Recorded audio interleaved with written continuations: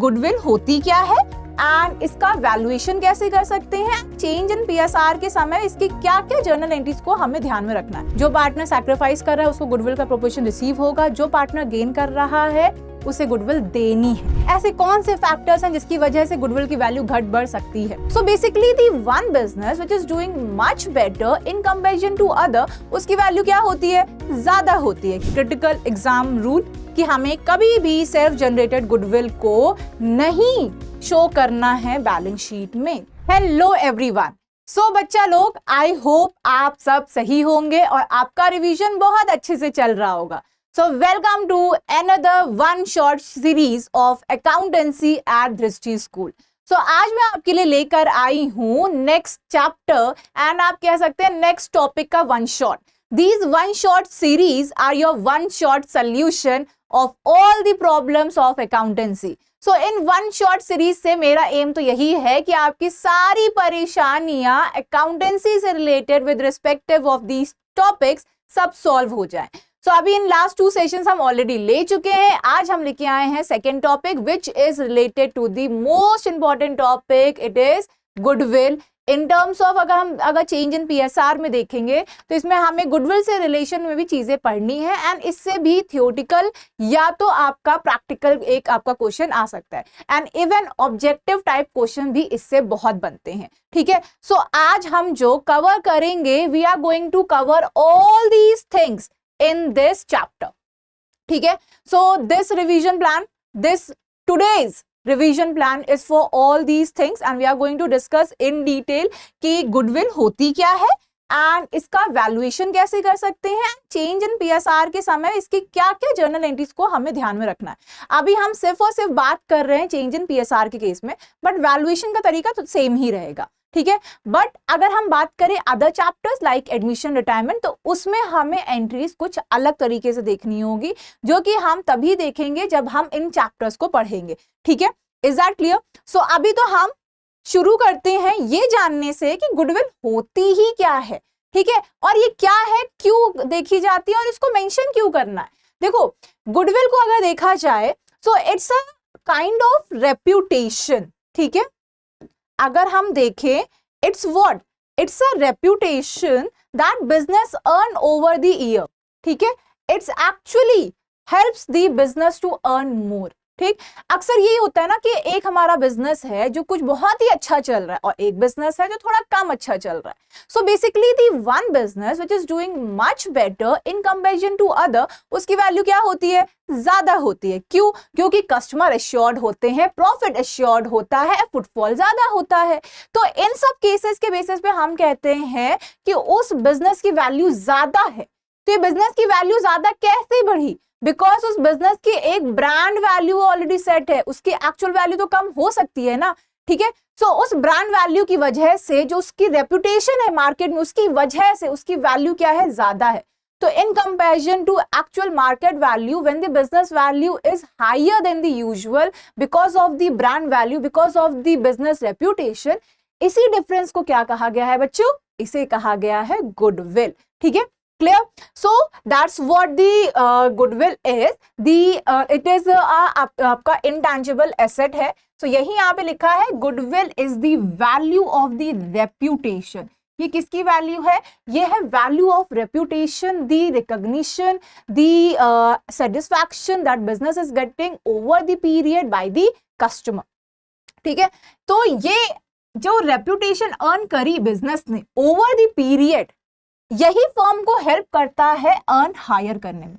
ये तो साफ सा लॉजिक था और सिंपल सा लॉजिक है।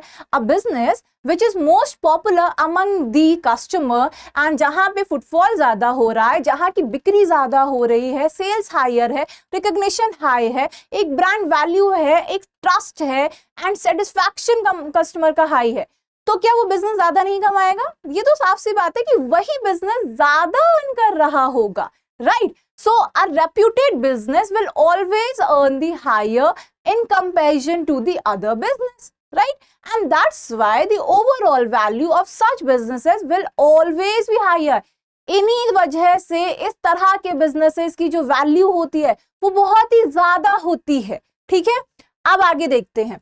ठीक, higher profit than the normal profit earn by the others firms in the same trade, यही मतलब मैंने अभी आपको समझाया।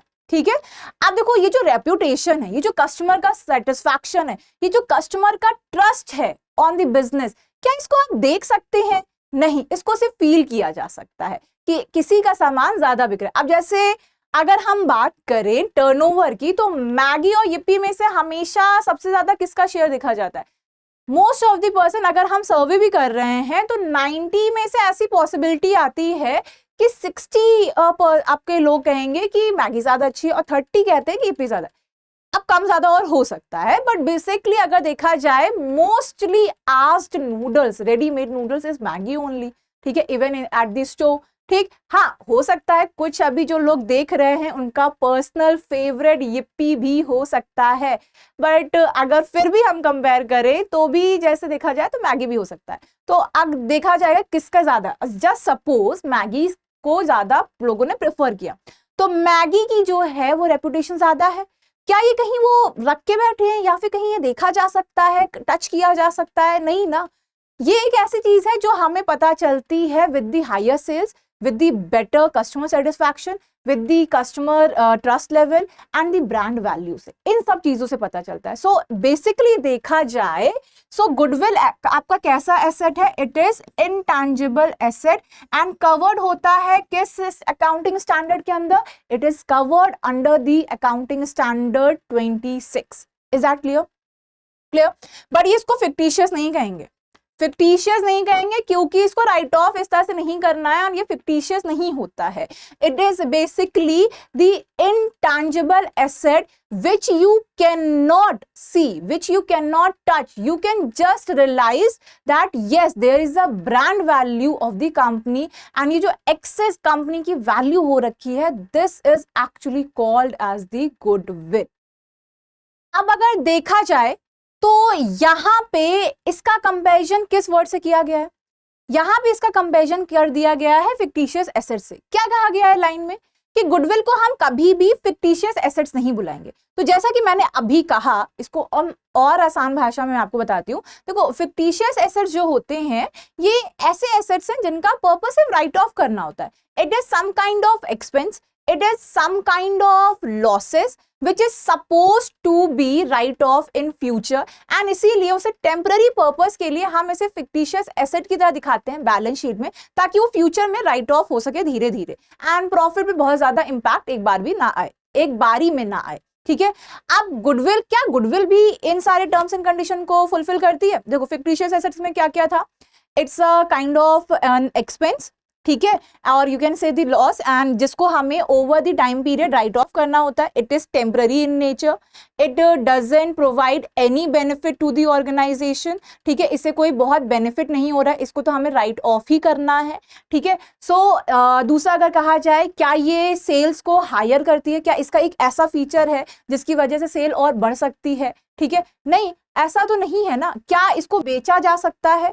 गुडविल जैसे बिकती है, जब बिजनेस बिकता है, जैसे मैंने कहा कि अगर जैसे एक चाय वाले की दुकान है जो कि हाईवे पे थी जिससे इनकम इंश्योर्ड थी, और एक चाय वाले की दुकान है which is with in the city जिससे बहुत कम बिजनेस आता था, बताओ कौन ज्यादा बिकेगा? हाईवे के पास वाला ना। ठीक है, तो ये जो है, जो उसका नॉर्मल रेट है, जो नॉर्मल मार्केट वैल्यू से वो ज्यादा भी बिक रहा है, सिर्फ इसलिए क्योंकि वो हाईवे पे है, सिर्फ इसलिए क्योंकि हाईवे पे एश्योर्ड सेल है ना। तो अब यहाँ पे बताओ, ये जो चीज है, ये एक्स्ट्रा वैल्यू, इसी को क्या कहेंगे? गुडविल कहेंगे, राइट? पर क्या सेम चीज ये फिक्टिशियस एसेट्स के कैरेक्टरिस्टिक्स के साथ मैच कर रही है? तो जो गुडविल है वो बेची जा सकती है at the time of sale of business, ये कह के कि ये तो ज्यादा आपको रेवेन्यू जनरेट करके देगी, इसके ऑलरेडी कस्टमर हैं बिजनेस के, इन्हीं सब चीज को तो हम गुडविल कहते हैं। पर फिक्टिशियस एसेट के साथ ऐसा नहीं है। फिक्टिशियस एसेट कुछ ऐसे एक्सपेंस को दिखाने के लिए यूज किया जाता है जिन्हें हम over the time period write of करते हैं अपनी बैलेंस शीट से धीरे धीरे from the profit of the business. हम एक साथ वो नहीं करना चाहते हैं राइट ऑफ, मतलब हम एक साथ उस एक्सपेंस को प्रॉफिट से मीट ना करा के हम उसको धीरे धीरे ओवर द पीरियड अपने प्रॉफिट से मीट कराएंगे। ठीक है, सो ऐसे हम करते हैं। इससे हम कहते हैं, इस फिक्टिशियस एसेट्स के बारे में आपने 11th में भी पढ़ा होगा और जब आपने स्टार्ट किया होगा 12th, तब भी आपने कहीं ना कहीं जानना होगा। So this is what the meaning of fictitious asset. क्या ये जो फिक्टिशियस एसेट्स के मैंने कैरेक्टरिस्टिक्स अभी आपको बताए हैं, is it matching with the goodwill? Answer क्या आ रहा है? नो, है ना। दैट्स वाई हम गुडविल को कभी भी फिक्टिशियस एसेट नहीं कह सकते हैं, हाँ इनटैंजिबल एसेट जरूर कह सकते हैं। This is one of the core difference जो कि आपको ध्यान में रखना है कि गुडविल को हम इनटैंजिबल एसेट कहते हैं, ना कि फिक्टिशियस एसेट कहते हैं। Is that clear? Okay, now यहाँ पे भी यही लिखा है, इसको फिक्टिशियस एसेट इसलिए नहीं कहेंगे क्योंकि गुडविल की एक रियलाइजेबल वैल्यू होती है एंड फिक्टिशियस एसेट्स की नहीं होती हैं। We are only and only suppose to write off. Okay, next, अगर हम देखा जाए तो इसकी वैल्यू डिपेंड्स करती है ऑन वैल्यूअस असेसमेंट। देखो वैल्यू डिफर करेगी, देखा जाएगा कि कौन इसको वैल्यू किस तरीके से कर रहा है, तो ये डिपेंड करता है situation to situation, business to business and nature of business, and there are other factor also जो कि वैल्यूएशन में इंपैक्ट करते हैं। ठीक है, okay, so it can not be sold apart from the business. जब भी बिजनेस बिकता है तो बिजनेस की गुडविल भी साथ में बिकती है।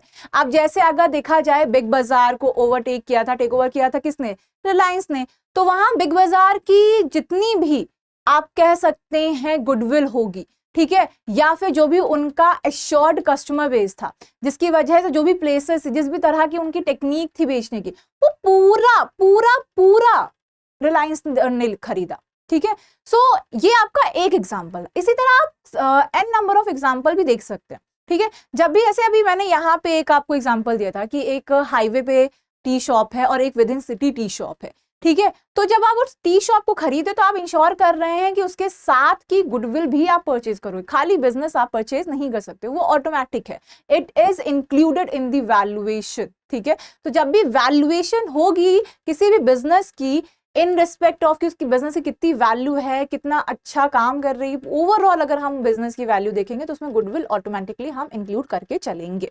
So this is what the concept of the goodwill. Goodwill का मतलब क्या है? It's the reputation that the business has earn over the period of the time. And जब हम देखते हैं कि एक बिजनेस की जो वैल्यू है उसकी नॉर्मल वैल्यू से थोड़ी ज्यादा है, it is because of the goodwill it has earn over the period of time.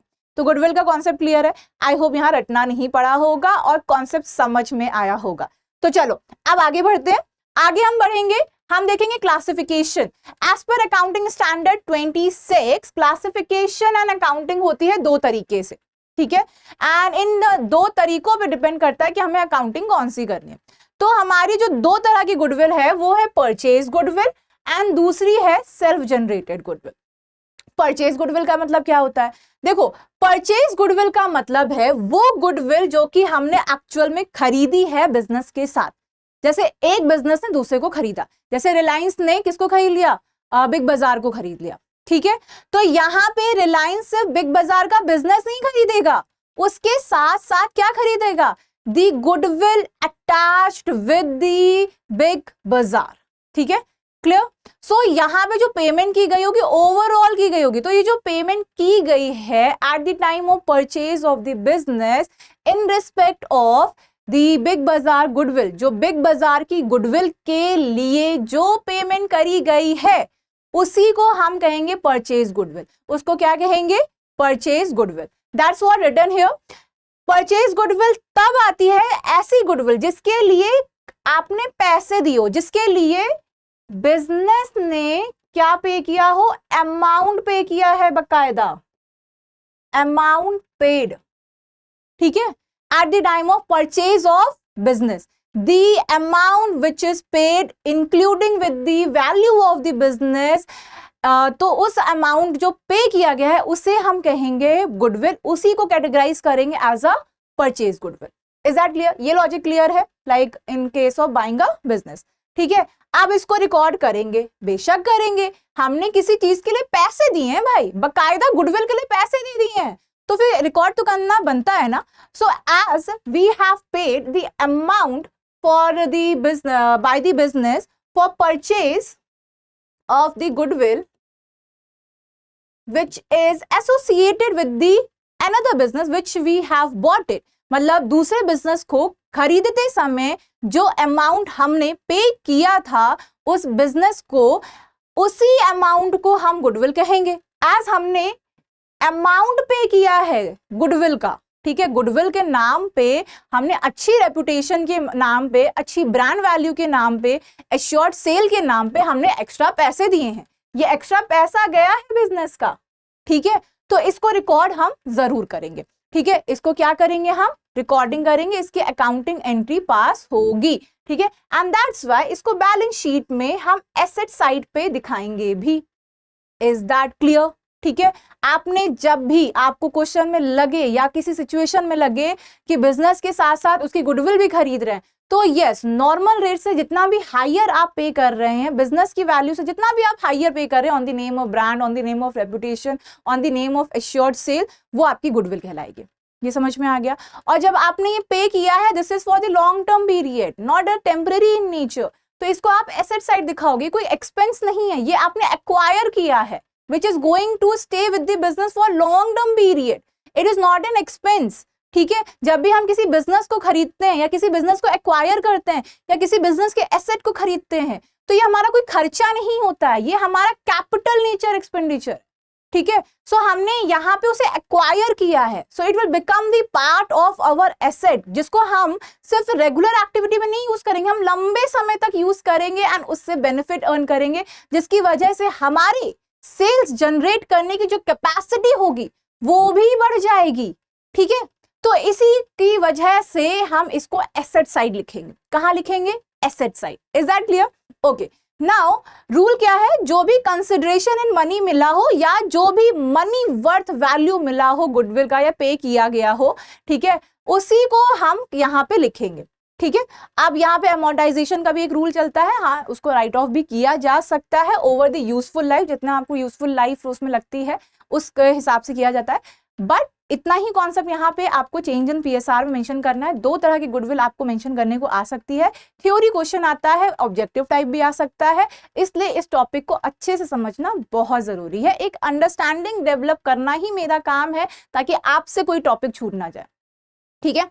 तो यहाँ पे परचेज गुडविल आई होप समझ गए होंगे। परचेज गुडविल कब खरीदा जाता है? जब दूसरे बिजनेस को हम एक्वायर कर रहे हैं या परचेज कर रहे हैं, उस एक्वायर वैल्यू में हमने कुछ एक्स्ट्रा मनी वर्थ वैल्यू पे किया है, तो on the name of reputation, brand value, sum assured of sale, and इन सब के लिए जब हमने एक एक्स्ट्रा अमाउंट पे किया तो वो extra amount paid will be called as goodwill. Is that clear? Okay, now इसके अकाउंटिंग ट्रीटमेंट होगा एंड इसकी जो ट्रीटमेंट होगी वो बैलेंस शीट में भी दिखाएंगे ऑन द एसेट साइड। तो यस, परचेज गुडविल का अकाउंटिंग ट्रीटमेंट होता है। अब आ जाते हैं सेल्फ जनरेटेड, ठीक है। यहां पे क्या किया था? यहां पे एक एग्जांपल मैं आपको यहां लिख देती हूं ताकि आसानी रहे। फॉर एग्जांपल, हरी की ऑलरेडी एक दो शॉप थी, ठीक है, टी मेकिंग बिजनेस था इनका, ठीक। इन्होंने क्या किया? श्याम का बिजनेस खरीद लिया जो कि हाईवे पे था, ठीक है, सेम ट्रेड था, इनका भी टी मेकिंग का बिजनेस था, इनका बिजनेस हाईवे पे था, तो इनका इन्होंने एक्वायर कर लिया। अब यहाँ पे क्या हुआ? ये विद इन द सिटी भी बेच रहे हैं और ये अब हाईवे पे भी बेच रहे हैं। इसके लिए इन्होंने एडिशनल 20 लाख पे करे, ठीक है। सो ये जो एडिशनल इन्होंने 20 लाख पे किया, ये क्या हो जाएगी? गुडविल, ठीक है। अब इधर आ जाते हैं, सेल्फ जनरेटेड गुडविल क्या है? सेल्फ जनरेटेड गुडविल वो extra brand value of business है, या फिर आप कह सकते हैं extra worth of the business है या रेपुटेशन है, जो कि एक बिजनेस ने खुद से ओवर द पीरियड जनरेट करी है, इसके लिए कोई पैसा नहीं देना पड़ा, ठीक है। यहीं पे अगर हरी की बात करें, हरी का कोई छोटा मोटा बिजनेस नहीं था, हरी के बहुत सारे आउटलेट थे with in the city already, ठीक है। हरी के जो भी टी आउटलेट का जो टेस्ट था वो बहुत ही ज्यादा लाइक्ड था और बहुत ही ज्यादा डिमांडेड था बाय द कस्टमर। उसके यहाँ फुटफॉल नॉर्मली हो रहा था एंड उसका business already over the period काफी लंबे से चलता आ रहा है and it is most asked and most favoured by the customers, ठीक है। एंड पूरे एरिया में, जैसे कि अगर हम लखनऊ की बात करें तो ये पूरे लखनऊ में इसके चर्चे हैं। अब जब लखनऊ की बात करें तो लखनऊ में शर्मा चाय स्टॉल की चाय बहुत फेमस है। अब उनके नाम की जगह मैं यहाँ पे हरी का नाम यूज कर लेती हूँ, ठीक है। सो कुछ लोगों को वो ओवर रेटेड लगती होगी, कुछ लोगों को अंडर रेटेड लगती होगी, कुछ लोगों को वो उसका चाय का स्वाद बहुत अच्छा लगता होगा। पर जो भी कहा जाए, पूरे लखनऊ में एक चाय वाले का नाम बहुत है, तो यहाँ पे हम किसका मान लेते हैं? हरी चाय वाला ऑफ लखनऊ। ठीक है, तो पूरे लखनऊ में इसकी चाय की बहुत डिमांडेड थी, कस्टमर का रोज आना था। सुबह सुबह ये से बनाता है 4 घंटे, और 4 घंटे में उसके लिए लाइन लगी होती है just to have a sip of tea. एक चाय की चुस्की के लिए बहुत लंबी लाइन लगी हुई है ना। सो ये जो दिख रहा है कस्टमर का फॉल, ये जो दिख रहा है footfall of the customer on daily basis just on the name of the good quality of T, है ना, and the satisfaction that customer is getting, तो यही इसकी सेल्फ जनरेटेड गुडविल है। ठीक है, यहाँ पे कुछ हो ना हो, लोग आ रहे हैं रोज सुबह चाय पीने, दिमाग खराब हो रखा है या फिर जिंदगी में कुछ बुरा चल रहा है, सुबह चाय पीने आ रहे हैं, कुछ अपसेट हैं, कुछ मूड खराब है, चाय पीने चलते हैं। ठीक है, किसकी? हरी चाय वाला की चाय ऑफ लखनऊ। ठीक है, सो ये जो नाम, ये रेपुटेशन, ये जो ब्रांड वैल्यू हरी चाय वाला ने लखनऊ में बना ली है, इसी को हम क्या कहेंगे? Self generated goodwill. क्या इसके लिए इसे किसी तरह का पेमेंट करना पड़ा? नहीं। जैसे कि यहाँ पे इन्होंने किया था शाम को एक्स्ट्रा मनी अपने बिजनेस को कह सकते हैं और डेवलप करने के लिए, यहाँ पे जो एक्स्ट्रा पे किया था, ये तो हो गया परचेज गुडविल। बट यहाँ पे कुछ इस तरह की पेमेंट करनी पड़ी थी क्या? नहीं। यहाँ तो लोग खुद आ रहे थे इनके चाय के दीवाने होके, है ना। सो इस वजह से आ रहे थे। क्लियर? तो ये जो आप देख रहे हैं जिसकी वजह से कस्टमर इनके पास खिंचे आ रहे हैं, this is called the self generated goodwill. इसके लिए किसी को पैसे देने की जरूरत नहीं पड़ी। It is basically earned internally over the time period because of the good efficiency, good quality, customer satisfaction, customer trust and the brand value that it has generated itself. Clear? Is that clear? Okay. Now, जब भी अगर इस चीज के लिए अगर कुछ amount नहीं पे किया है, not paid any amount, ठीक है, अब इसको खरीदा तो है नहीं ना, इसके लिए कोई अमाउंट पे किया है, तो क्या इसकी अकाउंटिंग होगी? नहीं होगी। As per standard accounting standard 26, अगर कोई अमाउंट आप नहीं पे कर रहे हैं फॉर द गुडविल, देन आप उसको शो नहीं करेंगे अपने बुक्स ऑफ अकाउंट में। हाँ, एक कैलकुलेट करने का तरीका हो सकता है that you can calculate the worth value of your business, but आप उसको शो नहीं करेंगे अनटिल एंड अनलेस आपने उसके लिए पेमेंट ना करी हो। जैसे कि यहाँ पे हमने देखा था कि परचेज गुडविल को हम दिखा रहे थे बैलेंस शीट में, बट यहाँ पे नहीं दिखाएंगे। So we are not suppose to record in the books of account anywhere. ठीक है, रीजन वही, कुछ अमाउंट नहीं पे किया था, वैल्यू इज सब्जेक्टिव। ठीक है, सो ये आपको ध्यान रखना है, क्रिटिकल एग्जाम रूल, कि हमें कभी भी सेल्फ जनरेटेड गुडविल को नहीं शो करना है बैलेंस शीट में। तो आपको देखना पड़ेगा कि किसके लिए आपका एमसीक्यू आ रहा है। ये एमसीक्यू बेस बहुत आते हैं यहाँ से। ठीक है, तो इसलिए ध्यान रखना है, ये छोटी छोटी बातें हैं जो अक्सर रिवीजन करते समय स्किप हो जाती है। That's where I come in the picture and मैं आपको बताऊंगी कि क्या छूट रहा है। ठीक है, सो ये हो सकता है आप स्किप कर दो, that's why I have picked this topic specially for you guys, ताकि आप इसे स्किप ना करो और मेरा लेक्चर सुन के आपके दिमाग में ये सारी चीजें बस जाए। चलो अब आगे चलते हैं। ठीक है, लेक्चर को हम थोड़ा जल्दी खत्म करेंगे। ठीक है, ओके। नाउ ऐसे कौन से फैक्टर्स हैं जो कि गुडविल की वैल्यू को अफेक्ट कर सकते हैं? इस तरह का एक थ्योरी क्वेश्चन आ सकता है जिसमें गुडविल के बारे में पूछा जा सकता है, गुडविल क्या होती है, फीचर्स ऑफ गुडविल क्या होते हैं, उसका ये वैल्यू को अफेक्ट करने वाले कौन से फैक्टर होते हैं। तो ये छोटा सा थ्योरी क्वेश्चन एक्सपेक्टेड है, इसलिए भी इसको करना जरूरी है। तो आप थ्योरी के लिए भी रेडी रहिए। जितनी आप मेरी बातें सुन रहे हैं, यही अगर आपने अच्छे से सुन ली, समझ ली, तो इस थ्योरी क्वेश्चन को आंसर करना आपके लिए होगा बहुत ही आसान। ठीक है, ओके। सो अगर हम फैक्टर्स की बात करें, पहला है गुडविल की वैल्यू इंपैक्ट करता है एफिशिएंट मैनेजमेंट। अब फिर से बताना जरा, गुडविल क्या होता है? गुडविल है जो कि शो करता है कि how good is the business is, how efficient is the business is. तो यहाँ पे हमें ये जो फैक्टर है, तो मैंने फिर भी मेंशन कर दिया, आप चाहो तो खुद से भी फैक्टर मेंशन कर सकते हो। ऐसे कोई भी फैक्टर यहाँ पे अब आपको नेम करने हैं जिसकी वजह से बिजनेस और अच्छा चल रहा हो, जिसकी वजह से बिजनेस का रेवेन्यू एश्योर्ड हो, जिसकी वजह से बिजनेस से जो टर्नओवर जनरेट हो रहा है, it is good, profit earning capacity is good, है ना। सो अगर ऐसे कोई रीजंस आपको पता है जिसकी वजह से ये सारी चीजें बेटर हो रही हैं, तो वो सारे फैक्टर कंट्रीब्यूटिंग फैक्टर हो सकते हैं इन वैल्यूएशन ऑफ गुडविल। ठीक है, जैसे कि मैंने यहाँ पे पहला फैक्टर मेंशन किया है efficient management which means higher productivity. अगर मैनेजर अच्छा है, कॉस्ट सेविंग पे ध्यान देता है एंड वो ध्यान देता है कि सारी चीजें एफिशिएंटली हो, इफेक्टिवली भी होनी चाहिए, ठीक है, तो जब मैनेजर ये सारी चीजें इंश्योर कर रहा है तो he is actually ensuring the better productivity at the cheapest cost.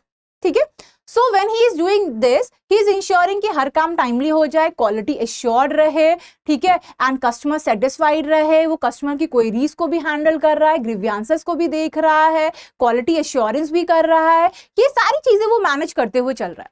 He is actually incorporating the better management in the business which is efficient as well as effective. It will result, ये किस में result करेगा? अगर manager ये ensure कर रहा है कि business efficient as well as effective हो, तो यहाँ पे मैनेजर क्या इंश्योर कर रहा है? Better productivity. बेटर प्रोडक्टिविटी से क्या होगा? Better productivity will ensure the better sale of the product and it will ensure कि अच्छी क्वालिटी का प्रोडक्ट कस्टमर को रेगुलर बेसिस पे जाता रहे, कस्टमर सेटिस्फाइड रहेंगे, क्वालिटी मेंटेन रहेगी, ट्रस्ट वैल्यू एनहेंस होगी, है ना। इन सब की वजह से हम कह सकते हैं कि हाँ, अगर ये काम हम कर लें तो फिर ब्रांड वैल्यू बढ़ जाएगी।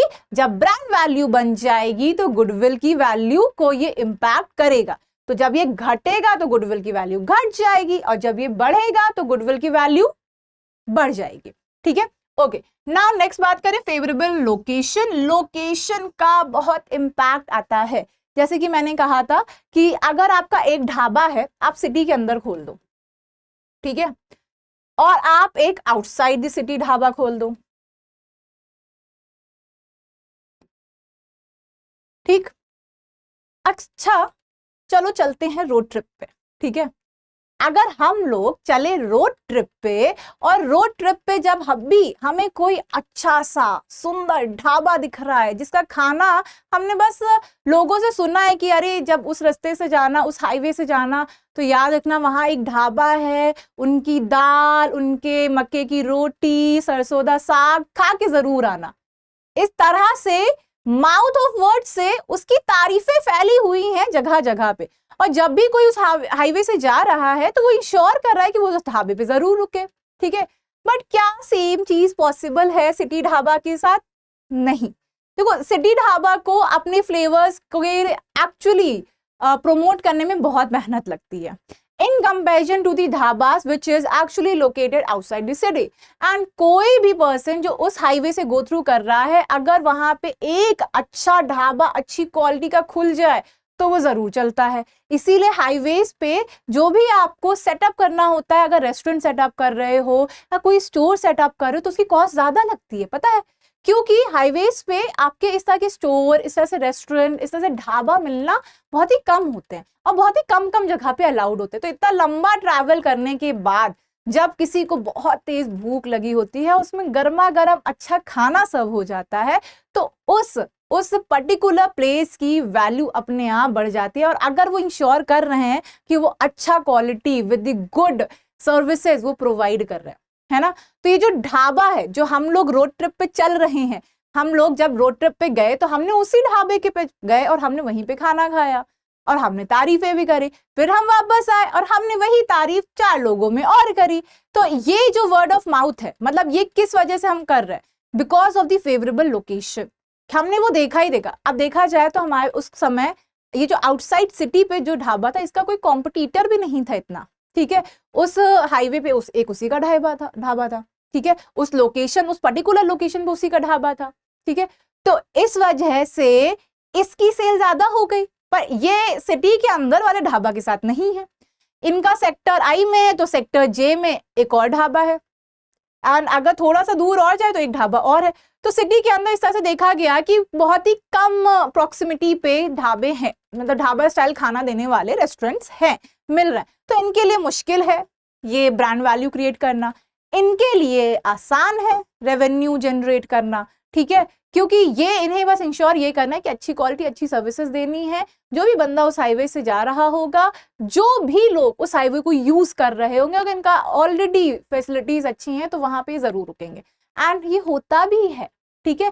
फेवरेबल लोकेशन का बहुत इम्पैक्ट आता है। अब अगर आप एक खोल लें, जैसे अभी आप लोग स्कूल में हो, ठीक है, सो जब हम कॉलेज में थे तो हम सोचते थे कि एक काम करते हैं, फोटोकॉपी की दुकान लगा लेते हैं। क्यों?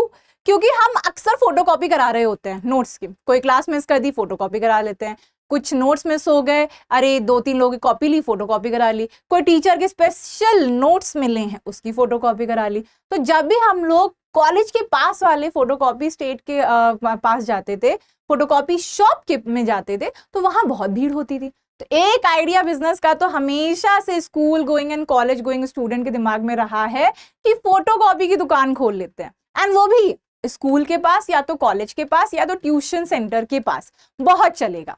ये क्यों? क्योंकि वहां डिमांड बहुत है, ठीक है, बच्चे ढूंढते हैं, एंड ये होता भी है। फेवरेबल लोकेशन का बिजनेस पे बहुत फायदा पड़ता है, ठीक है। अगर आपने एक रेस्टोरेंट खोला है एकदम ऐसी जगह पे जहां पे एक्सेसिबिलिटी कम है, जहां पे आना जाना कम होता है, एंड अभी कोई नया सेक्टर भी नहीं इवॉल्व हुआ है, तो वहां पे सेल नहीं होगी। बस सपोज करो सारे जितने भी अच्छे रेस्टोरेंट थे वो सब एक पर्टिकुलर जगह पे खुल गए, ठीक, बट एक ने रेस्टोरेंट वहां खोला जहां पे नई नई लोकेलिटी अच्छी खासी सेटअप हुए, 5 साल हो गए थे, बट उन्हें अच्छा खाना खाने के लिए जाना पड़ता था 10, 15, 20 किलोमीटर दूर। तो एक ने अच्छा आइडिया जनरेट किया कि हम एक काम करेंगे, बेस्ट क्वालिटी ऑफ फूड देंगे और हम इसी लोकेलिटी में देंगे, क्योंकि इसके 15-20 किलोमीटर के रेंज में कोई अच्छा खाने का रेस्टोरेंट है ही नहीं। तो ये फेवरेबल लोकेशन है, आप सेटअप कर सकते हो। बस ऐसी जगह सेटअप करना है जहां से सबको कम्युनिकेट करना आसान हो जाए एंड जहां से लोग आपको ज्यादा जाने। तो yes, favourable place is one of the aspect, one of the factor जो कि आपकी रेपुटेशन, ब्रांड वैल्यू, मोर सेल जनरेट करने में आपकी हेल्प कर सकती है, एक बिजनेस की हेल्प कर सकती है। चलो next, nature of the business. अब यहाँ पे एक ऐसा बिजनेस जिसकी स्टेबल डिमांड है और एक ऐसा बिजनेस जिसकी डिमांड कभी कभी होती है। जैसे कि फायर क्रैकर्स की बात करें, फायर क्रैकर्स कब कब फेमस होते हैं? मोस्टली दिवाली पे, मोस्टली दिवाली पे ही उनकी सेल होती है। और फिर दिवाली पे जो पटाखे बच जाते हैं उसी को लोग मैच में, वर्ल्ड कप के मैच अगर जीत गई इंडिया तब फोड़ते हैं, या फिर अगर हम बात करें न्यू ईयर पे फोड़ देते हैं, या फिर ये क्या कहते हैं बचे हुए फिर क्रिसमस, या तब जो थोड़े बहुत सेल तब भी चलती रहती है, तब खरीद के करते हैं। तो ये वही ड्यूरेशन है जब फायर क्रैकर्स बहुत ज्यादा सेल आउट होते हैं। और शादियों के समय तो अगर देखा जाए तो it is basically very limited, बहुत कम लोग ही यूज करते हैं, ठीक है। सो ऐसा बिजनेस जिसकी स्टेबल डिमांड है उसकी ज्यादा अच्छी ब्रांड वैल्यू होगी, उसकी ज्यादा अच्छा टर्नओवर होगा, ज्यादा अच्छी रेपुटेशन होगी in comparison to the business जिसकी ज्यादा अच्छी स्टेबल डिमांड नहीं है, ठीक है। Okay, now next, market situation, monopoly, ठीक है। अगर कोई ऐसा मार्केट है, कोई ऐसा बिजनेस है जिसके कॉम्पिटिटर बहुत कम है, ठीक है, अगर उसके कॉम्पिटिटर बहुत कम है, जैसे आपकी टेलीकॉम सर्विसेज की बात करें, टेलीकॉम सर्विसेज में टॉप सर्विस प्रोवाइडर अगर देखा जाए अभी किसके बीच में है, जैसे एयरटेल हो गया, ठीक है, एयरटेल है, जियो है, ठीक है, वोडाफोन है, वोडाफोन आइडिया है, ठीक। अगर देखा जाए मोस्ट ऑफ दी जो नंबर्स है वो इन्हीं के होते हैं, एंड फिर आता है आपका बीएसएनएल भी। तो ये 4 ही तो हैं, कॉम्पिटिटर्स बहुत कम है, ठीक है। सो यहाँ भी देखा जाए अगर किसी एक ने भी बहुत अच्छा सस्ता प्लान निकाल दिया तो वो एक तरह से मोनोपोली हो जाती है। तो जहां पे कंपटीशन बहुत कम है, मोनोपोली क्रिएट करना बहुत आसान है, वहां पे भी brand value, reputation, sales ensure करना आसान होता है एंड गुडविल बेटर जनरेट होती है, ठीक है। सो एक ये फैक्टर हो गया। Next, special advantage. Special advantage का मतलब है अगर आपके पास कोई पेटेंट है, ट्रेडमार्क है, मतलब एक ऐसा प्रोडक्ट जो कि सिर्फ आप बना सकते हैं, दूसरों को परमिशन ही नहीं है। जैसे आपने लेस के चिप्स खाए हैं ना, लेस के जो चिप्स की क्वालिटी है वो किसी और चिप्स की क्वालिटी में नहीं मिलती है, because they have the patent and trademark things with them, ठीक है। इसी तरह अगर आपका कोई एक स्पेशलाइज बिजनेस है, अगर आपने उसकी पेटेंट या ट्रेडमार्क ये सब चीजें आपने ले रखा है, तो उस केस में आप ही उसके सिंगल मैन्युफैक्चरर होंगे और कोई नहीं कर सकता। तो उस केस में भी it is basically depending upon you. अगर आपके प्रोडक्ट की क्वालिटी अच्छी है, डिमांड है and there is a gap in the market, तो आपका ही ब्रांड जनरेट होगा, आपकी ही ब्रांड वैल्यू बेटर होगी, आपकी ही गुडविल बेटर होगी, ठीक है। तो इसका फायदा भी मिलता है कि देखा जाता है कि बिजनेस के पास क्या पेटेंट, ट्रेडमार्क, कॉपीराइट ये सारी चीजें हैं क्या, जिसके पास ये होता है ये बिजनेस उनके पास गुडविल के टर्म्स में बेटर होता है। ठीक है, नेक्स्ट पास्ट परफॉर्मेंस। अगर आपके past performance regarding the quality, regarding the generating profit, regarding the doing the better business and providing the quality product and customer satisfaction, ये सब हाई है, तो आपके ऊपर जो ट्रस्ट होगा कस्टमर का, जो रेपुटेशन होगी वो भी बेटर होगी, which will result in the better sales. ठीक है, सो अगर ये सारी चीजें फेवरेबल हैं, किसी भी बिजनेसमैन में से कुछ भी एक या दो फेवरेबल है, it will result in the higher performance which will result in the generation of goodwill. ठीक है, ओके, सो ये हो गया। नेक्स्ट टॉपिक पे चलते हैं। अब हमने ये तो समझ लिया, हमने गुडविल की मीनिंग समझ ली, हमने कैरेक्टरिस्टिक समझ लिया, एंड हमने ये भी जान लिया क्लासिफिकेशन क्या होगा, और हमने ये भी जान लिया कि गुडविल किस वजह से वैल्यू कर सकते हैं, मतलब कौन कौन से ऐसे फैक्टर्स हैं जो कि उसकी वैल्यू में इम्पैक्ट डालते हैं, ऐसे कौन से फैक्टर्स हैं जिसकी वजह से गुडविल की वैल्यू घट बढ़ सकती है। ठीक है, सो ये फैक्टर्स अभी हमने कवर किए। अब हम अपना मोस्ट इंपॉर्टेंट टॉपिक कवर करेंगे which is also can be asked in the business, and इसमें से एक दो आपके मेथड्स के क्वेश्चन भी आ सकते हैं, शॉर्ट क्वेश्चन आ सकते हैं जिसमें से आपको एक्चुअल कैलकुलेट करना होगा। ठीक है, तो इसमें अगर देखा जाए गुडविल की वैल्यूएशन करने के 3 तरीके होते हैं। एक होता है एवरेज प्रॉफिट मेथड, दूसरा होता है सुपर प्रॉफिट मेथड, तीसरा होता है कैपिटलाइजेशन मेथड। ये 3 मेथड होते हैं। एवरेज प्रॉफिट मेथड में 2 तरीके हैं, एक सिंपल एवरेज और एक है weighted average method. Super profit method में आपका एक ही है जिसमें हम सुपर प्रॉफिट के हिसाब से चलते हैं, एंड दूसरा यहाँ पे है कैपिटलाइजेशन मेथड। कैपिटलाइजेशन में 2 तरीके से किया जा सकता है, एवरेज प्रॉफिट के बेसिस पे भी और सुपर प्रॉफिट के बेसिस पे भी। तो चलिए आइए समझते हैं इन सभी मेथड्स को one by one in a most easy manner. Okay, now next अगर हम बात करें simple average profit. Simple average profit क्या बताता है? देखो, सिंपल एवरेज प्रॉफिट बताता है बिजनेस का यूजुअल प्रॉफिट, मतलब जब गुडविल को हम आइडेंटिफाई करते हैं with the usual earning capacity of the business. ठीक है, अब इसमें नॉर्मल प्रॉफिट को लेके चलते हैं। हम इसमें ये लेके चलेंगे कि हमारे जो एक्चुअल प्रॉफिट है, जो एक्चुअली में बिजनेस को बिलोंग करते हैं, जो बिजनेस की इनकम अर्निंग जनरेशन कैपेसिटी को शो करते हैं, हम यहाँ पे सिर्फ उन्हीं फायदों को लेके चलेंगे। ठीक है, that's what the meaning of simple profit average profit means. ठीक है, सो अगर हम देखा जाए यहाँ पे गुडविल का जो फॉर्मूला होता है वो होता है average normal profit into number of years purchase. ठीक, ये गुडविल का फॉर्मूला है। तो इसमें हमें 2 फैक्टर्स आइडेंटिफाई करने हैं। First this average normal profit, दूसरा नंबर ऑफ ईयर्स परचेज। ठीक है, ईयर्स परचेज का मतलब है क्या है? मतलब ये कितने समय तक हमें बेनिफिट देगी, the expected years of future benefit of the goodwill. ठीक है, तो इसलिए हम इस फैक्टर को यहाँ पे लेके चलते हैं कि हमें कितने लंबे समय तक हमें लगता है कि हमें यहाँ पे बेनिफिट मिलेगा, हमारा ये जो एक्सपेक्टेड बेनिफिट है कब तक है।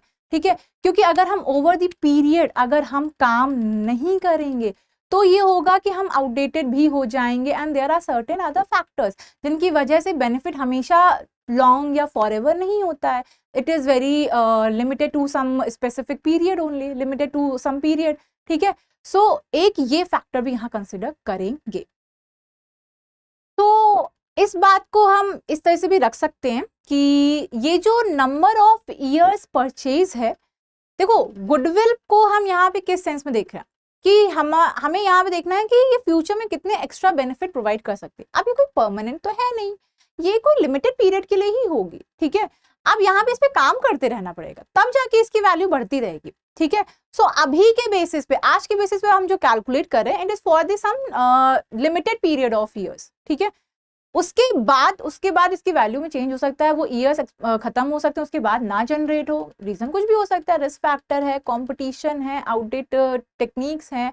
ठीक है, आपने इनोवेशन नहीं किया, बेटर क्वालिटी ऑफ प्रोडक्ट कहीं और आ गए, एंड आपने इनोवेशन पे काम नहीं किया, आपने उस पर टेक्नोलॉजी पे काम नहीं किया, there can be an number for the business. ठीक है, सो दैट्स व्हाई ये जो वैल्यू होती है हम मेजर करते हैं इन terms of number of years purchase, which shows the कि ये बेनिफिट, ये जो फ्यूचर बेनिफिट हम देख रहे हैं, क्योंकि गुडविल तो हमें यही बताते हैं कि हमें जो अभी हमारी देखा जाए, हमने अगर गुडविल परचेज करी तो हमें कितने लंबे समय तक फायदा मिलेगा। ठीक है, तो अभी हम ये जो प्रॉफिट कंसिडर कर रहे हैं, this is the future generation capacity of business to generate the profit, मतलब ये बिजनेस के जनरेशन कैपेसिटी है कि वो कितना फ्यूचर में प्रॉफिट एक्स्ट्रा जनरेट कर सकते हैं, कितना ये प्रॉफिट पे अपने काम कर सकते हैं जो कि यूजुअल बिजनेस के नेचर से, यूजुअल बिजनेस की एक्टिविटी से प्रॉफिट जनरेट होएगा। ठीक है, सो ये आपका हमेशा तो होगा नहीं, it will be for the limited period of time. So यहाँ पे ये इसी पीरियड को दिखाता है, दैट्स व्हाट्स रिटन हियर कि it is expected years of future benefit, कि बेनिफिट कब तक मिलेगा, ये जो प्रॉफिट हम लेके चल रहे हैं, फ्यूचर बेनिफिट लेके चल रहे हैं कि इतना प्रॉफिट हमें फ्यूचर में भी होगा, इस वजह से उसको गुडविल कहा गया है। ठीक है, तो ये बेनिफिट कब तक मिलेगा, कितने समय तक, तो ये वही ईयर्स ऑफ परचेज है। ठीक है, और ये प्रॉफिट क्या है, ये एवरेज नॉर्मल प्रॉफिट बिजनेस को, जैसे बिजनेस की गुडविल कंप्यूट करनी है ना, तो जिसके लिए हम पैसा दे रहे हैं कितना एक्स्ट्रा हमें, हम देख सकते हैं कि हमें नॉर्मल प्रॉफिट कितना जनरेट करके बिजनेस दे सकती है फ्यूचर में, वही उसकी गुडविल की वैल्यू हो जाएगी, वही हम उसको पे करेंगे। ठीक है, तो ये कितना जनरेट कर सकती है वो इससे पता चल जाएगा, और कितने समय तक वो इससे पता चल जाएगा। Is that clear? ठीक है, ओके। नाउ इसको अगर हम देखें नॉर्मल प्रॉफिट को जब हम कैलकुलेट करते हैं तो उसमें ये सारी एडजस्टमेंट आपको दिख रहे हैं। अब आप सोच रहे होंगे ये क्या है मैम, देखिए बेसिकली देखा जाए जब एक बिजनेस के ओवरऑल प्रॉफिट को देखा जाता है तो उसमें कुछ अब नॉर्मल चीजें भी इंक्लूड होती हैं। ठीक है, अब मैं अगर आपसे ये पूछूं कि बिजनेस की अर्निंग कैपेसिटी कितनी है, वो कैसे जज होएगी बताइए। अगर आपसे ये सवाल पूछा जा रहा है कि बिजनेस की नॉर्मल अर्निंग कैपेसिटी कितनी है, तो इससे रिलेटेड होगा कि जो ऐसी इनकम्स हैं, जो ऐसे रेवेन्यू जनरेशन है, या जो ऐसे सोर्स ऑफ इनकम है which is regular in nature, which is recurring in nature, which is happening on the day to day basis. ठीक है, ऐसा नहीं हो रहा कि कभी कभार हो रहे हैं, वंस इन अ वाइल। ठीक है, बट कभी कभी ऐसा होता है कि जो प्रॉफिट में कुछ ऐसा पोर्शन ऐसा भी ऐड हो जाता है which doesn't represent the regular source of income but the irregular source of income or unusual source of income, जो कि कभी कभार होती है। ठीक है, and it even reduce the profit, मतलब कभी कभी हम प्रॉफिट को इसलिए भी रिड्यूस कर देते हैं because of the unusual event। ठीक है, और वो हमारा अनयूजुअल एक्सपेंस होता है, अनयूजुअल लॉस होता है, जिसकी वजह से हम अपनी अर्निंग कैपेसिटी को कम दिखाते हैं। बट अगर हम ये लॉजिक असल में देखें तो क्या एक्चुअल में क्या वो रीजन बार बार हो रहे हैं? नहीं, कभी कभार हुए, 2-3 साल में एक बार हो गया। ठीक है, तो इसका मतलब ये थोड़ी कि बिजनेस की कैपेसिटी कम हुई। इसको और आसान भाषा में समझते हैं। फॉर एग्जाम्पल रामू जी के जो नंबर्स हैं वो आए थोड़े से कम। ठीक है, क्यों? क्योंकि उनको हो गया था टाइफाइड के साथ उनको डेंगू भी हो गया था। बहुत उन्होंने हिम्मत जुटा के एग्जाम लिखा और पर उनके आए सिर्फ और सिर्फ 40% मार्क। पढ़ाई नहीं कर पाए, हेल्थ नहीं सही थी, रिकवर नहीं हुए थे जब एग्जाम्स हो रहे थे सही से। ठीक है, अब 40% ही आए। ठीक, अब ये तो अनयूजुअल इवेंट है ना। ठीक है, उसके नॉर्मल आते थे 80-90%। ठीक है, बिकॉज ऑफ दिस उसके परसेंटेज कम हो गए। तो क्या इससे उसकी कैपेबिलिटी को जज कर लिया जाएगा? नहीं किया जाएगा ना। हम इस इवेंट को साइड करेंगे, हम उसके इस जो परफॉर्मेंस को हम उसको क्या करेंगे, माइनस कर देंगे कि नहीं, इसको हटाते हैं, नॉर्मल आपकी परफॉर्मेंस देते हैं। ठीक है, अब एक और सुनो, सपोज पेपर लीक हो गया। जब पेपर लीक हो गया तो सबको अच्छे मार्क्स दे दिए गए। ठीक है, तो यहाँ पे जो एक बच्चा है जिसके यूजुअली 60-70 आते थे, इस बार उसके 95 आ गए, वो तो खुश हो गया। ठीक है, पर अगर इंसिडेंट ना होता तो क्या उसे इस तरह का गेन होता? नहीं। इसी अनयूजुअल थिंग की वजह से जो यहाँ पे इस बच्चे को अब नॉर्मल गेन हुआ है, जो अनयूजुअल गेन हुआ है, ठीक है, इसे ही अब नॉर्मल गेन कहते हैं। ठीक है, because of certain circumstances, because of certain event उसको ये गेन हुआ है ना।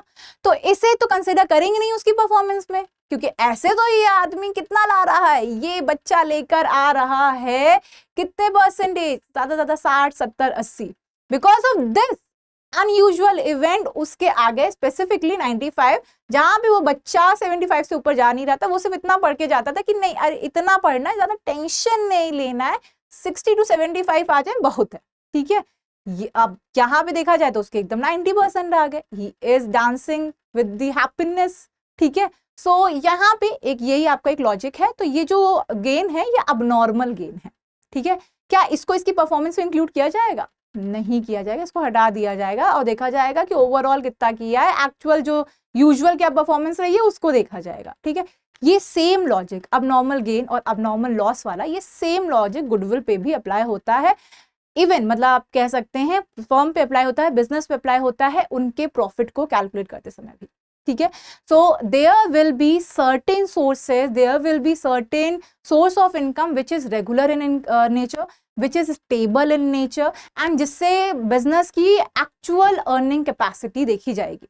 बट कभी कभी क्या होता है कि कुछ प्रॉफिट में ये अबनॉर्मल गेन और ये अबनॉर्मल लॉसेस भी होते हैं, तो उस केस में इनको ट्रीट किया जाता है। कैसे ट्रीट किया जाता है, देखो अगर आपको ओवरऑल प्रॉफिट पता है, ठीक है, बिजनेस का एक ईयर का, एंड उसमें आपको दिख रहा है अबनॉर्मल लॉस जैसे फायर, थेफ्ट, है ना, या फिर आपको लॉस हुआ है on sale of fixed asset, ये अबनॉर्मल सर्कमस्टेंसेस है। ठीक है, एंड आपने ओवर वैल्यूएशन किया ये भी। ठीक है, उस केसेस में आप इन्हें उठा के कर देंगे ऐड। क्यों?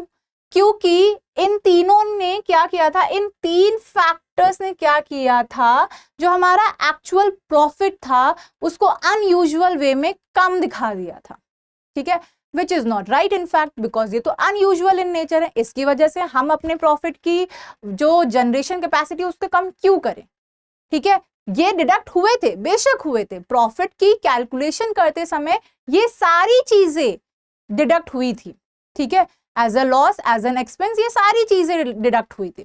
ठीक, बट ये डिडक्ट होनी नहीं चाहिए थी। क्यों? क्योंकि ये अब नॉर्मल चीजें हैं। ठीक है, अब देखा जाए अकाउंटिंग में जब रिकॉर्ड करते हैं, जब एक्चुअल प्रॉफिट कैलकुलेट करते हैं, तो ये सारी चीजों को इंक्लूड करना जरूरी है। बट अगर मेरे से कोई पूछे कि एक्चुअल कैपेसिटी बताओ बिजनेस की, एक्चुअल अर्निंग कैपेसिटी बताओ बिजनेस की अर्न करने की, तो उस केस में क्या होगा, उस केस में हम इन तीनों को कंसिडर नहीं करेंगे। अब इनको जब एक्चुअल में देखा जाए तो ये प्रॉफिट में से क्या हुए होंगे, माइनस, तो इनको उठा के क्या करेंगे, ऐड बैक। ठीक है, क्लियर? नाउ अब ये सारी चीजें, ये तो आपको समझ में आ गया ना कि क्यों इनको हम ऐड कर रहे हैं, क्योंकि इन्होंने अनयूजुअली प्रॉफिट को रिड्यूस किया था। ठीक है, तो इनको उठा के कर देंगे ऐड बैक। अब यहाँ पे देखते हैं लेस क्यों हो रहे हैं। अब नॉर्मल गेन्स जैसे कि इंश्योरेंस क्लेम हो गया, या फिर बिजनेस को कोई इरेगुलर इनकम हुई हो, इनकम हुए है कोई नॉन ट्रेड इन्वेस्टमेंट से, पार्टनर को रेम्युनरेशन मिला है if omitted, and over valuation. ठीक है, सो इस केस में यहाँ पे क्या होगा, इन सभी चीजों ने प्रॉफिट को अनयूजुअल तरीके से बढ़ा दिया था। ठीक है, तो अगर इस वजह से अगर प्रॉफिट बढ़ा था पीछे, ठीक है, तो ये तो एक्चुअल अर्निंग कैपेसिटी बता नहीं रहे हैं। ठीक है, इनकी वजह से प्रॉफिट बेवजह बढ़ के दिख रहा था। ठीक है, तो जब मुझसे कोई पूछ रहा है कि एक्चुअल बताओ, तो ये जो जिनकी वजह से बेवजह बढ़ा था, जिनकी वजह से मतलब हम ये दिखा रहे थे, जिसकी वजह से अनयूजुअली प्रॉफिट हम बढ़ा के दिखा रहे थे, वो हमें इवेंट्स हटाने हैं। तो ये तो एडेड रहे होंगे ना, तभी दिख रहे थे बढ़ा हुआ, तो इनको आपको रिवर्स करना है और आप नहीं करेंगे लेस। ठीक है, तो जब आप ओवरऑल प्रॉफिट में से ये ऐड और ये लेस करेंगे, तब जाके आपका आएगा नॉर्मल बिजनेस प्रॉफिट, एंड इसी के बेसिस पे हम कैलकुलेट करेंगे हमारा गुडविल। ठीक है, गुडविल की वैल्यू। तो ये समझ में आया? अब आगे बढ़ते हैं। ठीक है, प्रैक्टिकल क्वेश्चन करते हैं एवरेज प्रॉफिट का। जैसे फॉर एग्जांपल गुडविल है, 3 ईयर का हमें एवरेज प्रॉफिट दे रखा है। एवरेज कैसे निकालते हैं, जितने साल का प्रॉफिट लिया है उनको सम करोगे, जितने साल का प्रॉफिट लिया है उसको divide by number of years. तो एवरेज प्रॉफिट कैसे निकलेगा, एवरेज प्रॉफिट का फॉर्मूला है दी नॉर्मल प्रॉफिट जितना आपने जिन्हें, जैसे आपने 3 साल का लिया तो तीनों साल का प्रॉफिट, ईयर 1, ईयर 2, ईयर 3, चलो 3 अगर 4 ईयर्स का है तो ईयर 4, जितने साल का लिया है, नंबर ऑफ जितने साल के प्रॉफिट लिए हैं उतने ही नंबर से डिवाइड करोगे। एवरेज इसी को कहते हैं। यहाँ 4 ईयर्स के प्रॉफिट लिए थे तो कितने से डिवाइड करोगे, 4, तो आपका क्या आ जाएगा, एवरेज। Is that clear? ठीक है, ओके। तो फॉर्मूले में हमें क्या लेने थे, एवरेज प्रॉफिट। दूसरा क्या लेना था, दूसरा हमें लेना था number of years purchase. Is that clear to you? चलो आगे बढ़ते हैं जल्दी। ठीक है, ओके। क्वेश्चन है गुडविल, हमें गुडविल की वैल्यू निकालनी है। 3 इयर्स परचेज दिया हुआ है, मतलब एक्सपेक्टेड बेनिफिट कब तक है, आगे के 3 सालों में, और कोइंसिडेंटली एवरेज प्रॉफिट भी हमें पिछले 3 साल का दिया हुआ है। तो अब यहाँ पे देखो दो चीजें जो बोली गई हैं वही कंसिडर करनी है। यहाँ पे कोइंसिडेंटली दोनों सेम है, बट कभी कभी ईयर्स ऑफ परचेज 4 5 भी होता है, तो आपको वही लेके चलना है, 3 नहीं ले लोगे, ठीक है, कि यहाँ तो लिया था सेम। अब देखो प्रॉफिट हमें 3 साल का दिया है, 1 साल का दिया है 40,000, दूसरे साल का दिया है 50,000, जिसमें अब नॉर्मल गेन है। तो बच्चों अब नॉर्मल गेन से क्या होता है, प्रॉफिट अनयूजुअली हाई दिखता है, तो उसको क्या करेंगे, रिवर्स करेंगे, उस सिचुएशन को एक्चुअल निकालेंगे, तो इसको क्या करोगे, माइनस। नेक्स्ट क्या है, प्रॉफिट आपका 60,000 दिख रहा है, जिसकी वजह इसमें एक आपका अबनॉर्मल लॉस भी इंक्लूडेड है, इसकी वजह से प्रॉफिट अननेसेसरीली क्या दिख रहा होगा, लेस। जो कैपेसिटी है, एक्चुअल कैपेसिटी है, वो कितने से कम दिख रही होगी, 10,000 से कम दिख रही होगी, तो इसको क्या करोगे, एड बैक करोगे। That's what has been done here, ठीक है। देखो अब हम यहाँ पे एक्चुअल प्रॉफिट को पहले एडजस्ट करेंगे। फर्स्ट ईयर की प्रॉफिट में कोई एडजस्टमेंट नहीं है, तो उसको एज इट इज लिखेंगे, तो हमारा फर्स्ट ईयर का नॉर्मल प्रॉफिट 40,000 ही आएगा।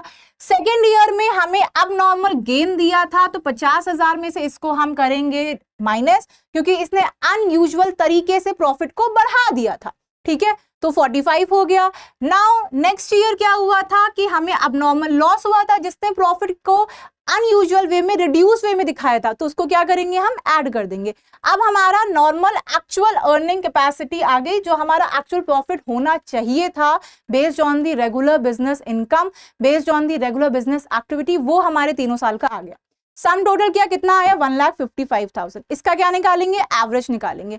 अब यहाँ कितने साल का प्रॉफिट कंसिडर किया था, 1 2 3, ठीक है, इनको पहले सम करोगे, सम कितना आ रहा है, 1,55,000। नाउ कितने साल के प्रॉफिट कंसिडर किए थे, 3, तो डिवाइड भी कितने से करोगे, 3 से, कितना आ गया, कुछ पॉइंट में आ रहा होगा, तो हमने राउंड ऑफ किया है डेसिमल तक, इट इज 51667, ठीक है, क्लियर। अब गुडविल में हमें 2 फैक्टर लेने थे, एवरेज प्रॉफिट कर लिया, यहां क्या लेना था, years of purchase. Years of purchase कितना दिया है, 3, तो उससे मल्टीप्लाई कर देंगे, अल्टीमेटली दोबारा से वैल्यू क्या हो जाएगी, वही हो जाएगी, क्योंकि दोनों सेम था, ईयर्स ऑफ परचेज और एवरेज नंबर ऑफ ईयर्स, ठीक है, टोटल नंबर ऑफ ईयर्स।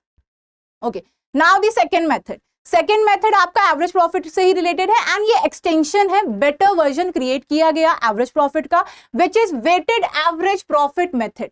तो यहां पे क्या होता है, यहां पे प्रॉफिट के साथ एक राइजिंग ट्रेंड भी लगा दिया जाता है, प्रॉफिट को वेटेज दिया जाता है कि ये प्रॉफिट रीसेंट का प्रॉफिट है, ये ज्यादा अच्छे से बिजनेस के प्रॉफिट को रिप्रेजेंट कर रहा है, इसको एक वेट असाइन कर दो, ठीक है, 1 2 3 4 करके ही असाइन करते हैं। जो मोस्ट रीसेंट प्रॉफिट होता है उसको मोस्ट रीसेंट नंबर दिया जाता है, लाइक 1 2 3 है, तो मोस्ट रीसेंट नंबर क्या है, 3, ठीक है, तो ये मोस्ट रीसेंट प्रॉफिट को दे दिया जाएगा।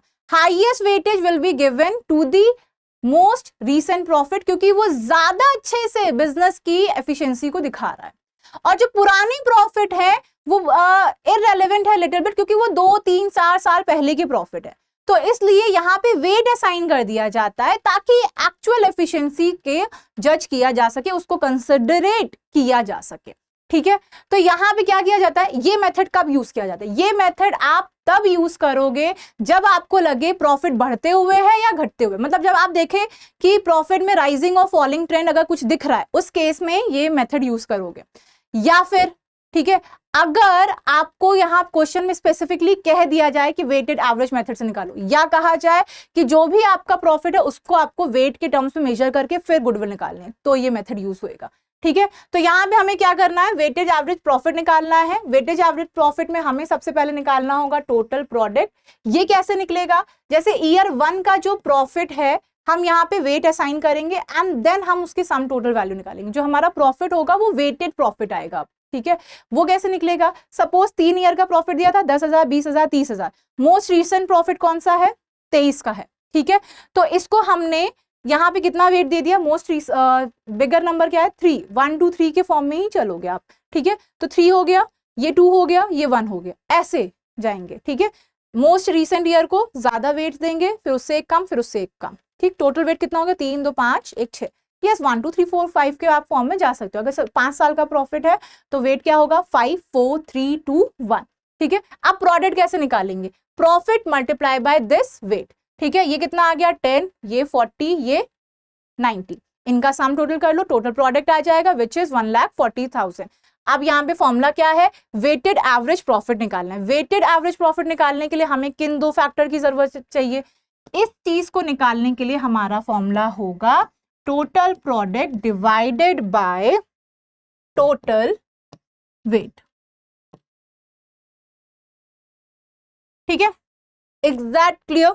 तो यहाँ पे टोटल प्रोडक्ट आ रहा है 1,40,000 divided by 6, it will be coming something in point. ठीक है, 2333 आ रहा है। ठीक, अब आगे बढ़ते हैं। इसी तरह से गुडविल हम कैलकुलेट कर लेंगे। गुडविल अगर आपको निकालनी है तो इस वैल्यू को यहाँ पुट करिए और मल्टीप्लाई कर दीजिए years of purchase which is 3, answer आ जाएगा। ठीक है, okay. Now next method is the method of super profit. Super profit क्या होता है? देखो, जब यहाँ पे गुडविल को कैलकुलेट करने का तरीका थोड़ा सा बदला गया। यहाँ पे कहा गया गुडविल हम तभी मानेंगे जब बिजनेस अपने नॉर्मल प्रॉफिट से ज्यादा कमा रही हो। ठीक है, जब तक बिजनेस अपने नॉर्मल प्रॉफिट से, नॉर्मल एवरेज प्रॉफिट से ज्यादा नहीं कमा रही है, हम नहीं मानेंगे कि उसने क्या कहते हैं, उसकी गुडविल है। ठीक है, क्लियर। सो ये आपके बिजनेस का नॉर्मल प्रॉफिट है, और जब तक इससे ज्यादा प्रॉफिट, एक्सपेक्टेड नॉर्मल प्रॉफिट से ज्यादा प्रॉफिट बिजनेस ना कमा रही हो, उसे हम नहीं मानेंगे कि उसके पास कोई गुडविल है। ठीक, तो यहाँ पे इस ग्राउंड पे गुडविल कैलकुलेट करी गई। कुछ लोगों ने कहा कि अच्छा ठीक है, प्रॉफिट आपकी नॉर्मल जनरेशन कैपेसिटी की थी इतनी, कितना जनरेट कर रही है इतने। ठीक है, तो ये एक्स्ट्रा प्रॉफिट ही आपका क्या कहलाएगा, सुपर प्रॉफिट। अब फॉर्मूला क्या कहता है सुपर प्रॉफिट का? यहाँ पे देखो फॉर्मूला है एक्चुअल एवरेज प्रॉफिट, मतलब एक्चुअल नॉर्मल प्रॉफिट माइनस आपका क्या कहते हैं, ये आपका वो प्रॉफिट है कि जो बिजनेस जनरेट कर रही है पास्ट में। ठीक है, मतलब जो उसकी जनरेटिंग कैपेसिटी है, जो वो कर रही है अभी तक, कि इतना प्रॉफिट तो वो ओवरऑल एवरेज जनरेट कर सकती है। नॉर्मल प्रॉफिट, नॉर्मल प्रॉफिट वो ये है कि जो बिजनेस अगर कहीं और अमाउंट इन्वेस्ट करती, जो एक्सपेक्टेड है कि वो जनरेट कर सकती है। ठीक है, फॉर एग्जाम्पल अभी बिजनेस ने अपने एक्टिविटीज में पैसा लगाया तो जाके उसको ये प्रॉफिट उसने अर्न किया, पर अगर वो यही पैसा कहीं जाके इन्वेस्ट कर दे तो उस पे एक मार्केट रेट पे कुछ ना कुछ तो अर्निंग होगी ही। ठीक है, तो ये आपका हो गया normal profit which a business is expected to earn. ठीक है, एंड ये क्या है, ये एक्चुअल जो अर्निंग आपके पोटेंशियल है बिजनेस का वो दिखा रहा है। तो यहाँ पे सीधा निकालेंगे हम। सबसे पहले निकालेंगे नॉर्मल प्रॉफिट। नॉर्मल प्रॉफिट के लिए मुझे दो टर्म्स चाहिए, कितनी बिजनेस में कैपिटल एम्प्लॉयड है, और हमें चाहिए एनआरआर। एनआरआर का मतलब क्या है? एनआरआर का मतलब है नॉर्मल रेट ऑफ रिटर्न, वो एक्सपेक्टेड रेट ऑफ रिटर्न जो कि फर्म से एक्सपेक्ट किया जा रहा है कि वो कमा ही लेगी अगर वो ये पैसा कहीं और लगाती भी या किसी और वे में इन्वेस्ट करती। ठीक है, तो ये नॉर्मल एक्सपेक्टेड अर्निंग है बिजनेस की, नॉर्मल रेट ऑफ रिटर्न कितना एक्सपेक्टेड है। ठीक है, कैपिटल एम्प्लॉयड कैसे कैलकुलेट करेंगे वो ऊपर लिखा है।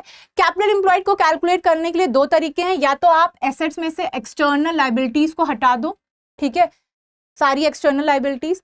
दूसरा कैपिटल प्लस रिजर्व। अब यहाँ पे एक नोट देना है कि आपको जब भी कैलकुलेट करना है तो फिक्टिशियस एसेट को कंसिडर नहीं करना है, और गुडविल की वैल्यू को एसेट में नहीं कंसिडर करना है, ना ही नॉन ट्रेड इन्वेस्टमेंट को।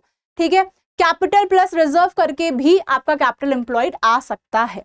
ठीक, अब नॉर्मल प्रॉफिट कैसे निकालो? एक बार ये आ गया तो कैपिटल एम्प्लॉयड मल्टीप्लाई कर दोगे नॉर्मल रेट ऑफ रिटर्न से, सपोज 10% है तो इसका 10%।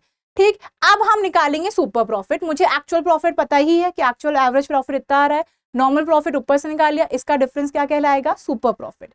ठीक है, अब गुडविल कैसे निकलेगी? Super profit multiply years of purchase, this is your formula as per the super profit. तो जब क्वेश्चन कहेगा सुपर प्रॉफिट से निकालो तो आपको ये सारे स्टेप फॉलो करने पड़ेंगे। ठीक है, चलो आगे बढ़ते हैं, क्वेश्चन करते हैं। सपोज एसेट की वैल्यू दी थी इंक्लूडिंग कैश इज 75,000, क्रेडिटर्स से 5,000, रिजर्व है 10,000, पार्टनर से कैपिटल है 60,000 and normal rate of return expected है 20%। तो सबसे पहले हम क्या कर सकते हैं, दो तरीके हैं ना, या तो रिजर्व और कैपिटल को अगर ऐड कर दोगे तब भी कैपिटल एम्प्लॉयड आ जाएगी, अगर आप एसेट में से, टोटल एसेट में से एक्सटर्नल लायबिलिटीज हटा देते हैं तब भी आपकी कैपिटल एम्प्लॉयड आ सकती है। दोनों ही वे में अगर आप देखें कैपिटल एम्प्लॉयड की वैल्यू बराबर आ रही है, तो इन दोनों ही तरीके से हम कैपिटल एम्प्लॉयड कैलकुलेट कर सकते हैं। इस पॉइंट का आपको रखना है ध्यान, जो मैंने अभी अभी आपको समझाया भी था, क्योंकि ये जो है ये कंसिडर नहीं किए जाते हैं एक्चुअल एसेट्स में कि ये कुछ बेनिफिट के फॉर्म में कंट्रीब्यूट करेंगे या इनसे कुछ रिटर्न जनरेट हो सकता है। ठीक है, अब हम बात करेंगे नॉर्मल प्रॉफिट की। तो नॉर्मल प्रॉफिट किस पे कैलकुलेट किया जाता है? कैपिटल एम्प्लॉयड पे। ठीक है, कैपिटल एम्प्लॉयड 70% है, नॉर्मल रेट ऑफ रिटर्न कितना एक्सपेक्टेड है? 20%। तो हमने ये वो प्रॉफिट कैलकुलेट कर लिया जिसके बेसिस पे हमें ये पता चल सके कि कितना एक्सपेक्टेड है बिजनेस से। तो इससे एक्सपेक्टेड कितना है 14,000। ठीक है, अब यहां पे आगे देखते हैं। ठीक है, इसी में सपोज पीछे वाले क्वेश्चन से ही हम निकालते हैं। हमने पीछे एक्चुअल एवरेज प्रॉफिट निकाला था ना, तो मैं आपको उसी का यूज करके बताती हूँ। यहाँ पे सपोज एक्चुअल एवरेज प्रॉफिट जो हमने निकाला था वो ये निकाला था, तो इसका यूज कर सकते हो, इसका और इसका डिफरेंस जो आए। ठीक है, विच इज इसका और इसका जो डिफरेंस आएगा वही आपका सुपर प्रॉफिट होगा। ठीक है, क्लियर?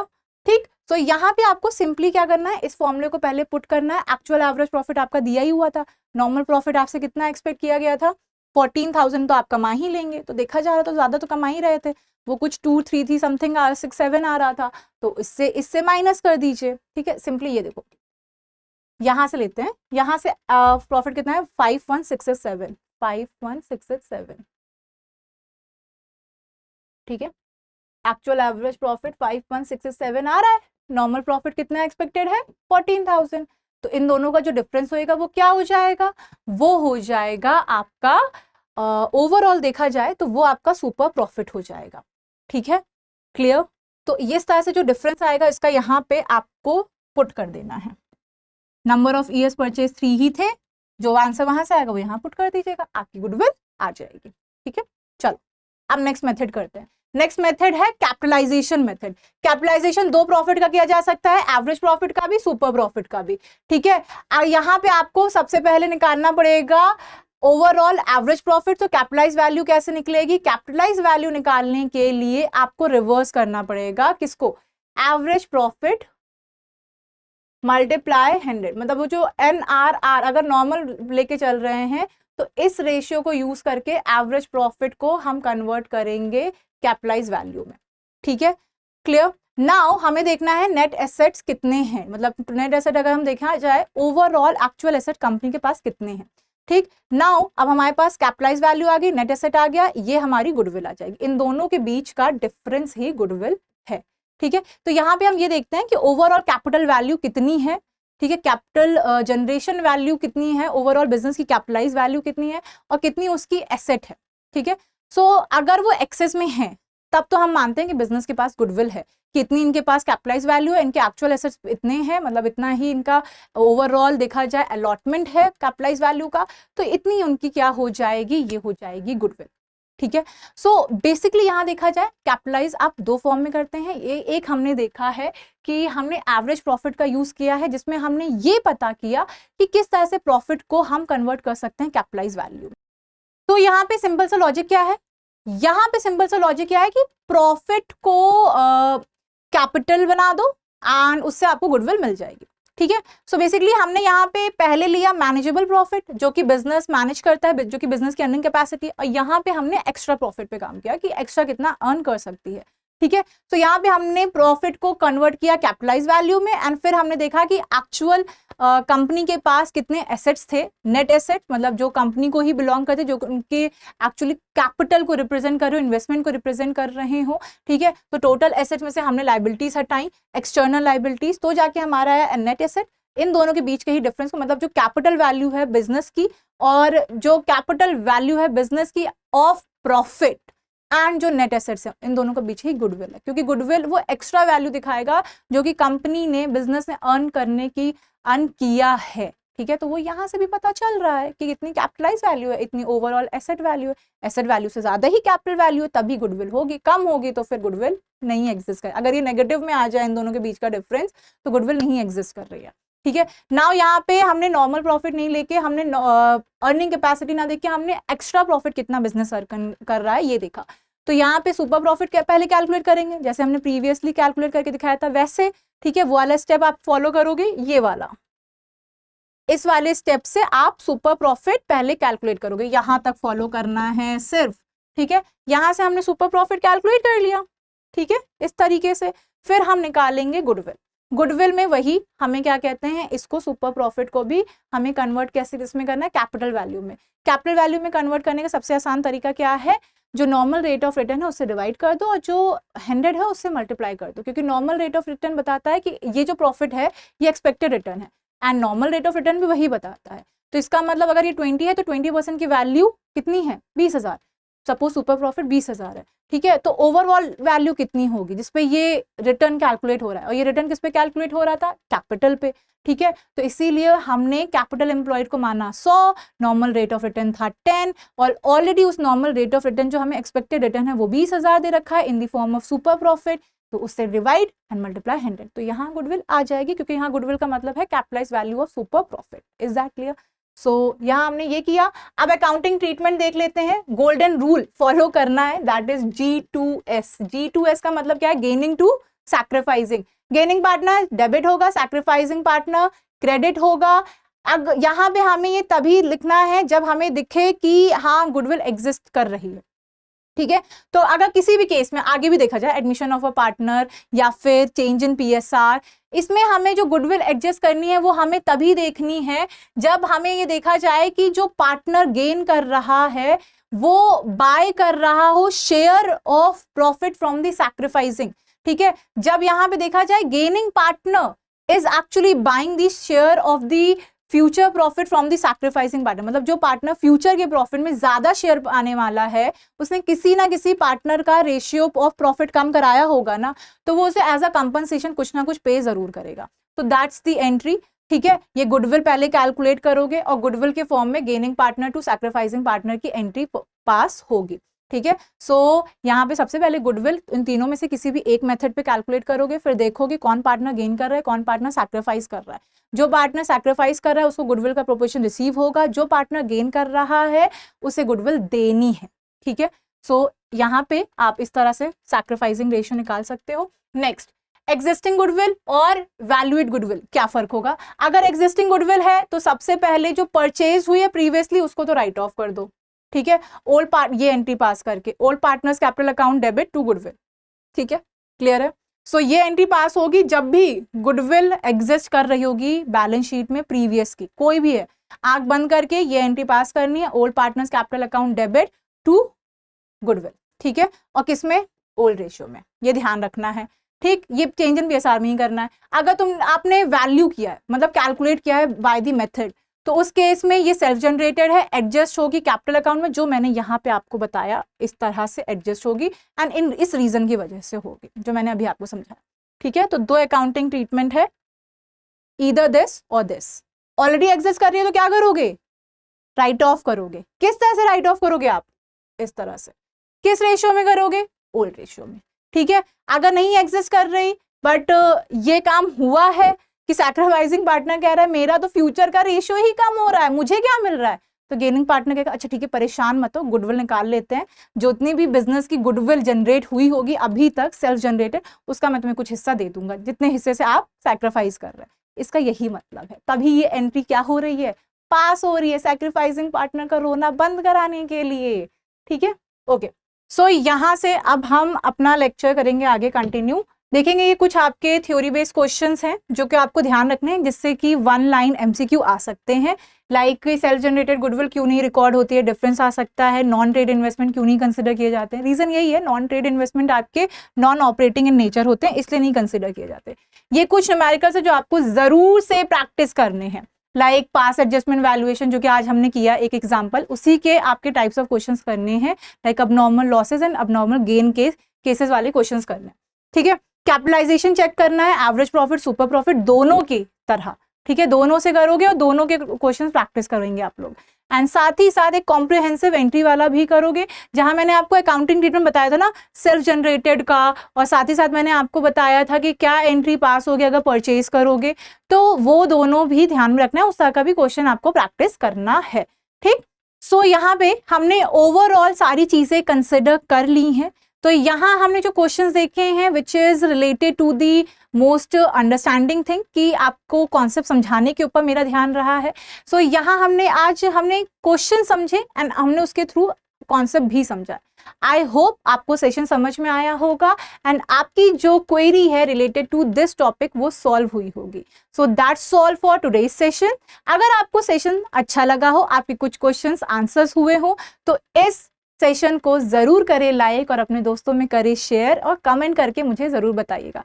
अगर आपकी कोई परेशानी है, कोई क्वेरी है तो वो भी आप कमेंट करिएगा रिलेटेड टू सब्जेक्ट। ठीक, हम मिलेंगे नेक्स्ट सेशन में with the another topic and with the queries